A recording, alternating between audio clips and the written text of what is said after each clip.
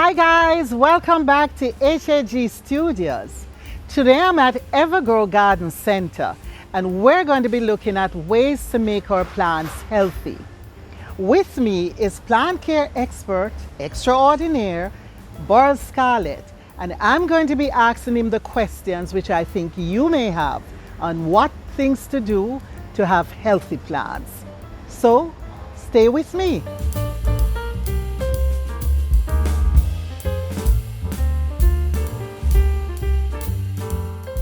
This episode is brought to you by Evergrow Garden Center.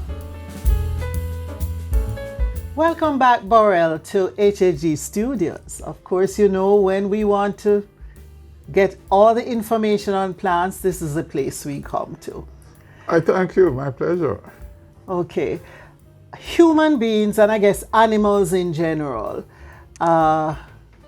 need to have vitamins and minerals, certain vitamins and minerals to be healthy. What is it that plants need? Okay, so I'll answer indirectly by making a comparison between the coloration of blood in animals and coloration of green in plants. See, the fundamental difference, what gives this pigmentation or coloration is the molecule of hemoglobin in the case of plants, which is say blood, the red in the case of animals. In case of animals. The molecule is basically structurally the same thing as in plant, except it is green. So whereas the controlling element in hemoglobin that makes it red is iron, and in plants, chloroplasts, it is magnesium. Okay. Now, therefore, if a plant is deficient in magnesium, it's going to show a pale yellow, white. There's no pigmentation in there, no green pigmentation. Same thing if you're lacking iron in human being, you're also going to be looking pale, I guess you healthy. should know more than I. Healthy. Right, that it shows up. Yes. So I say this to say then that it is critical that in your nutrition program, recipes that plants be given the adequate and sufficiency of nutrients. Okay. There are said to be about 17 elements that are required for a balanced nutrition in plants. Okay. And they must be fed in the quality and quantity. So they must be present, the 17 elements, in the sufficient quantities for a plant to grow healthy. Okay.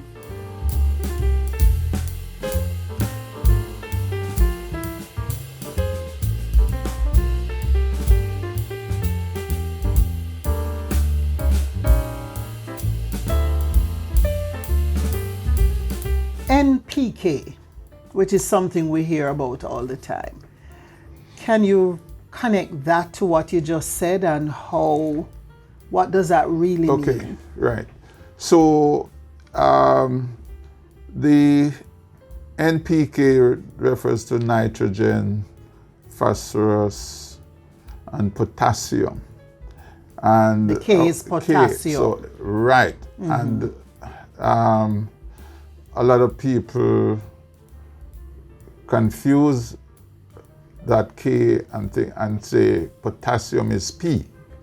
But P in that nomenclature is phosphorus. K is potassium. These three elements are amongst the 17 elements that's needed by plants, and they are needed in the greatest quantities. If you remember, I mentioned quality and quantity. Okay. So the relative quantities that these elements are needed far surpass the others. The others. Okay. So they are often referred to as macro elements. Some other terms are used that meaning that they are required in larger quantities. Than Right. So a lot of times they'll make up maybe 70% or more combined. 80% of your feed requirement, the quantity of feed that you feed would be these three elements. Okay. NPK. Now, they actually do different things. Nitrogen drives leaf or vegetative growth. Phosphorus, the middle number now, drives root growth. And potassium drives flowering and fruiting. Okay. So those elements are required in those amounts.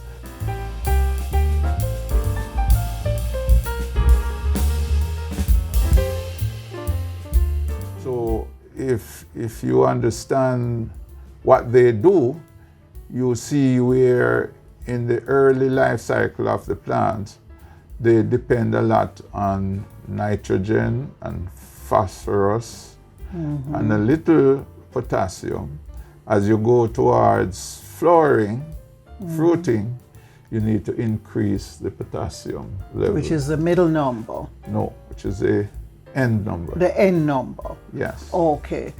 So you have actually done the formulation. So we, the Correct. ordinary gardeners, we the no ordinary ordinary. gardeners don't have to do all of this calculation. All the calculations, right. What about all the other minerals? Because you said All there right. are 17. Is it all 17 minerals? Okay. All right. If you notice all on our brand, and we are talking here about the Evergrow brand Yes. of fertilizers, if you look at our brands, you will see, and all of them, you will see plus TE. And this TE stands for trace elements, or minor elements. Okay. So it involves the iron, the boron, the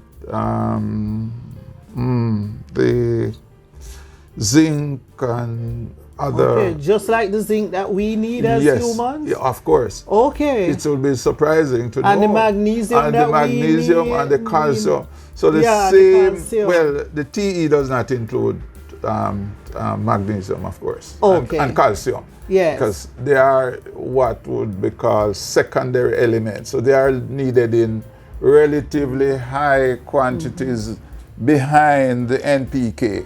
But at the extreme, you will have the trace elements like iron, boron, zinc, copper, etc., etc.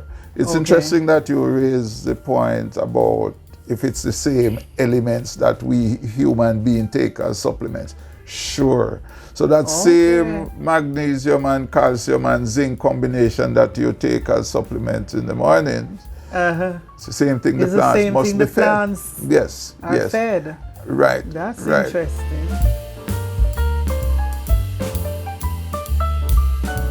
How often does one need to fertilize? Or is it dependent on the plant itself? But how often should you eat? Well, Okay. so there are lots of factors that you have to bear in mind. And at the beginning I spoke of quality and quantity. So you have to bear in mind that your bodies or the plant system is dynamic. It continues to function non-stop. Yes. And therefore it makes, replace whatever tissue cells on a continuous basis. So it wants those building blocks all the time. So for each plant species at a different stage of the development, from seed to flowering, requires a critical quantity of all of these elements. So it is that the plant is expected to be supplied those critical quantities at the time. So having established the quality, that is the recipe or the makeup of the 17 elements I tell you about. The only other thing you need to do now is to ensure that the plant gets the quantity.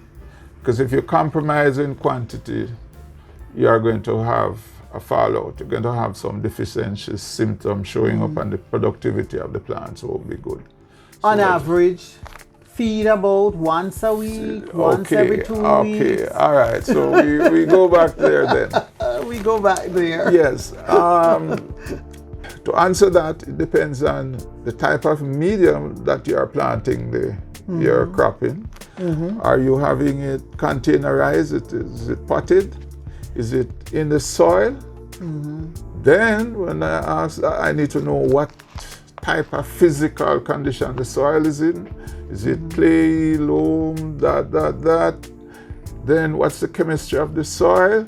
What is your pH? What is your water source? Do you use rainwater or do you use tap water? So it's really can't be one answer that you feed one. But maybe what you have to do is feed and observe. That is correct. Yeah. You need feed to and observe. Exactly. Okay. But if plants are in containers, the feeding is even more important than if they're out in the soil. Yes and no. Because there are pluses and minuses for feeding plants in containers. Now, when you feed in containers, what happens is that the root system does not take up all of the fertilizer. And over a short time, you get what's called a buildup of salts in the container. Fertilizer residue. Right. And it's going to burn the roots. It will burn the roots if you have too much fertilizer in there. So what should you do? You do what's called a leaching. So you leach fresh water, plants? no fertilizer. So like once a week, it's good to just run pure fresh water and flush or leach the soil. Whereas if you are out in the open, I mean, your root system is in soil. Right, just out in the ground. Unimpeded, in the ground. The salts will go away from the root system much quicker. It will just percolate beyond the reach of the root system. And you won't get the burning as you would suffer in the pots. If you have a pot and that is happening, what are the signs that you would see in the plant? Okay, what you're going to start to see is deficiency symptoms. So first is going to be like a nitrogen deficiency, which is kind of yellowing off the leaves. Okay. And then, yes. I've seen that. Okay, right. Right, because once the roots are damaged, the plant will stop feeding. It can't feed. It's burnt, it's mechanically damaged, so it's dead. Cannot uptake anything. So if it can't uptake, then it's going to show deficiency symptoms. And that tells me that when you are seeing a deficiency symptoms, you don't assume that the elements are not there. They could very well be there, but the plants are not uptaking them. So you should really, in fact, flush the plant. Flush the plant. Give it a lot of clean water. Pure water. Yeah. And then after that, now you will then start to fertilize again? Well, what you need to do, if you suspect that that it's a root burn, and it's in a pot, quite likely you can pull it out. Okay. And most plants growing in a pot will have a root ball. A root ball with spaghetti network of. When you pull that out, lift it up, you will either see them half white and looking healthy, or you will see them brown and look water. That will tell you that, yes. So if you run into that waterlogged, burn root system, you leach it, you take it out, you prune it away. Take off the dead yes, roots. Repot it Okay. without fertilizers. Do not fertilize until you observe the root system is re-established. So it will live and survive. So don't fertilize until Okay. Yeah. Okay. Okay. I have this periwinkle plant and the one which I showed you. Yeah. And it has just suddenly turned yellow. A lot of the leaves have turned yellow. And I'm not sure what is happening. We're showing it on the screen now. What do you think went wrong with this plant? Okay. All right. Let's state the facts. Then we can kind of figure out what are the possibilities. So the fact... I didn't over-fertilize, I must say. Well, okay. The fact is that this plant was lacking either, say, iron and or magnesium for a period of time. Because if you look in the crown of the plant now, you will see that the leaves are coming back and the leaves are coming back green, which is saying that the plant has somewhat overcome the deficiencies that it was suffering. Now, the deficiency, I cannot say unless I do further soil and leaf analysis as to what transpired. But what I know is that it was lacking the iron and or magnesium. Now, the reason, and by lacking, it could be that these elements were not present in the soil, or they were present in the soil and the plant was not taking it up. And that could be because there was not a sufficiency of, say, water. It was not watered well for the plants to take the nutrients up, or the roots could have been damaged. So the behavior of that plant is that it could be that it went through a drought, a dry spot that is not taken up. Or the roots were damaged and it stopped feeding, and then the roots got back well, start to take up the nutrients, and you get what you... Starting to green up again. Starting to green up again. Okay.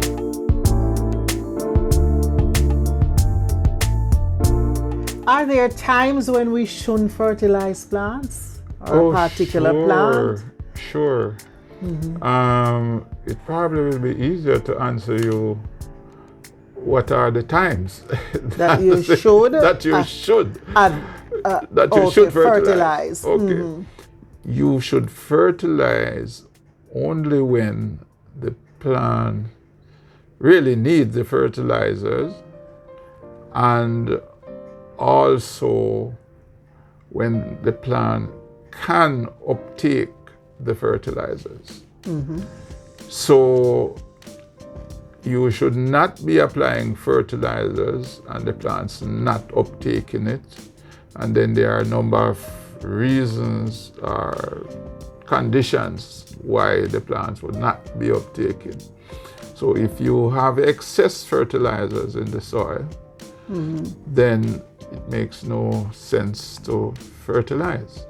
And this is why too it is good that you have a little instrument to kind of test how much fertilizer in your soil. There are some basic instruments. Are they readily available? They're readily available. Do you have them at Evergrow? Yes. Okay. Little probes you can put in the soil that tells you, oh, enough fertilizer is in there. You don't need to add any more. Okay. Right.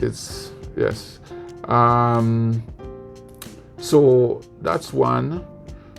Two, it's the phase of growth, the growth cycle that the plant is in, that it might not need. So if it's a seedling, the plant does not need a relatively high potassium percentage in that recipe, because it will absorb it, but it will not use it. It doesn't need so much, so you are doing too much. There are dormancy period. Dormancy period, yes. So when the plant is resting, it feeds a lot less, so you should feed it less. What about when it's flowering? When it's flowering, like we said, it needs a lot of, say, potassium. So you make sure that you cut back on your nitrogen, because nitrogen is driving growth. You don't want it to grow more. You want it to put all the energies into the flowers and the fruits now. Okay. So you cut back. But what if it has flowered already? Should you still be? You'll still be fertilizing, because all that happens is the relative amounts that it needs now. That's why the bloom booster is used when you want the plant to bloom. To bloom, correct. Right, not at the beginning when the plant is just growing. Growing, no. Right, okay. So there are different fertilizers for the different periods in the life of the plant. Correct. So how does 2020 come in there? 2020. Because they seem to recommend it as you just use it for everything. Do you? No, I don't. 2020 is meant for non-blooming.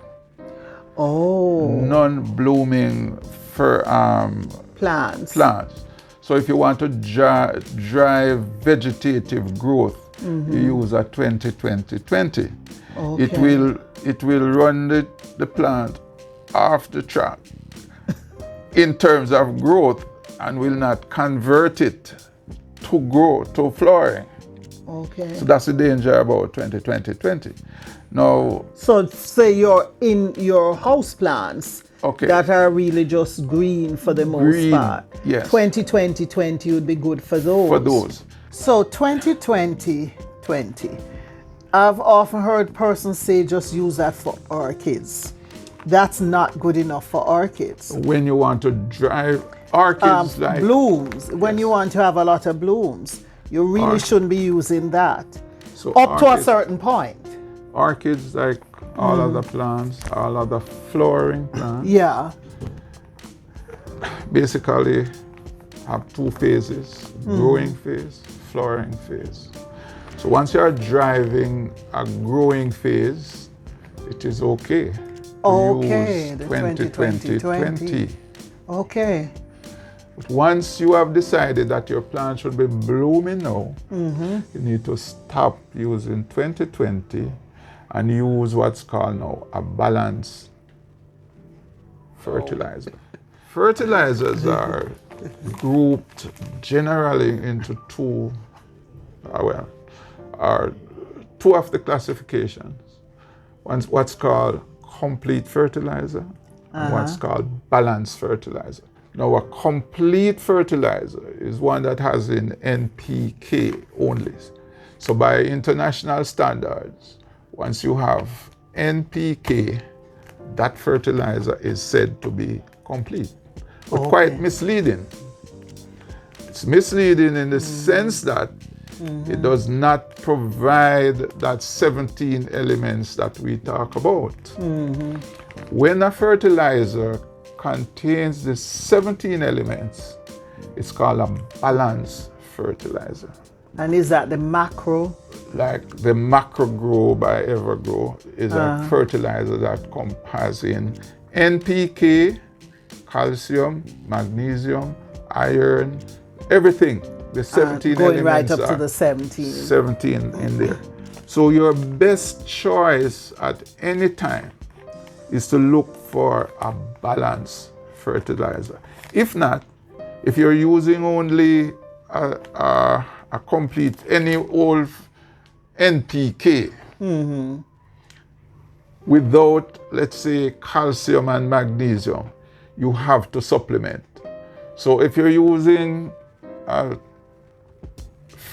brand from down the road that does not say magnesium and calcium on the label, you have to feed these separately, like feeding your CalMag or your Epsom salt, which is magnesium. And this is why a lot of people who use 20-20-20 will also use Epsom salt. Exactly, because that's their recipe did not.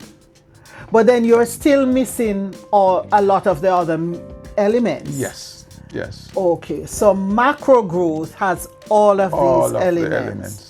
Yeah. And should macro growth be used from the start of the plant? Yeah, of course, you can use it from the start. Right to flowering. Right to flowering. And you can then supplement if you so desire.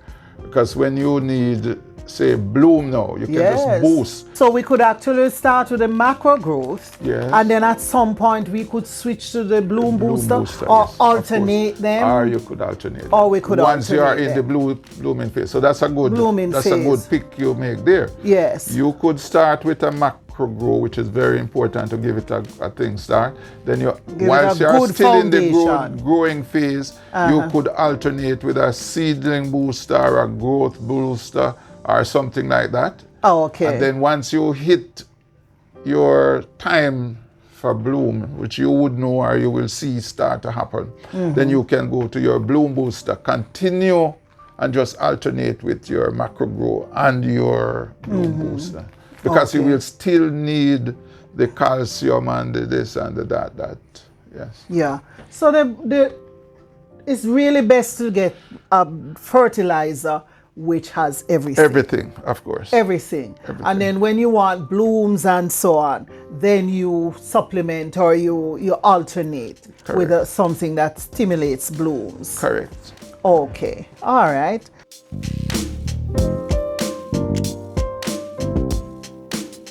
Fertilizers come in different forms. I know you have the ones that you dilute, and then there are granules, and I guess there are others.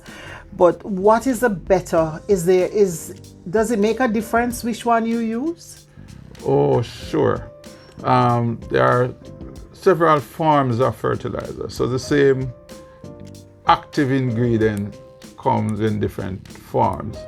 So just like you have a medication for whatever is the active ingredient, they put it in syrup form, or they can put it in a capsule, or they put it in a chewables or whatever. So the same thing is with fertilizers. One of the forms you hear about is what's called water soluble. So I just want to comment on that all fertilizers are really water soluble, because that's the only way they get into the plant system. Yeah, so true. I don't know why they have that weird name that is water soluble. But what it really means, it's 100% soluble. Therefore, if you took this fertilizer, say these our Evergrow water soluble fertilizers, when you put 1 teaspoon, 1 tablespoon or so in a gallon or so, it dissolves out completely like sugar or salt would in water. Yeah. Now, the other forms are what you just mentioned, the granules, and the slow release, which is a capsule and so. Of course, if you put these in water, they will not dissolve out 100% because there's what's called filler. So you put the active ingredients in a water insoluble filler.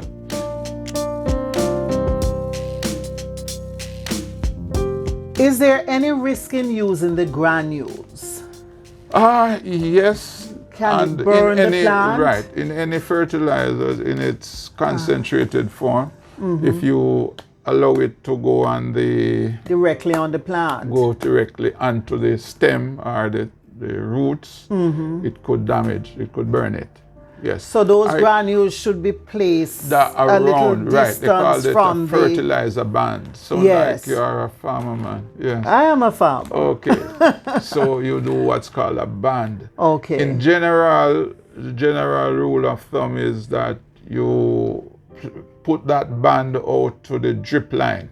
And the drip line would be considered the canopy, the outreach of the canopy, or if you consider an umbrella, where the Yes. drip would come down from the umbrella. From the plant, and the- that's where the plant would drip when it's wet. Right. So you Okay. consider that, and you put your fertilizer out there. I need Say I mix some any one of these fertilizers, and I've used all of it. Is it okay to leave it for not, say in a gallon bottle? Can I mix a lot and then just leave some for another week or another day? Does it change in? Okay, in terms of agrochemicals, fertilizers maybe is the only ones that you could do that. It has a shelf life of maybe a couple weeks, or if not months, after you make it. After you make it soluble. Right, because all that happens is that you just move it from a crystal form to a liquid. Which is what is available in the store. In the store, exactly, in that Except liquid. it's more concentrated in the store Yes. when you're buying from the store. Yeah. Right, so that is true. But Don't do that with insecticides anything, or fungicides, Yes. nothing except fertilizers. So whatever Don't leave you out- mix to spray the plant for insects or fungus must do be it used same time. same time. Yes, same time. Okay, but for fertilizers, you can can put leave that it. down for a while. Correct. Okay, that's easy.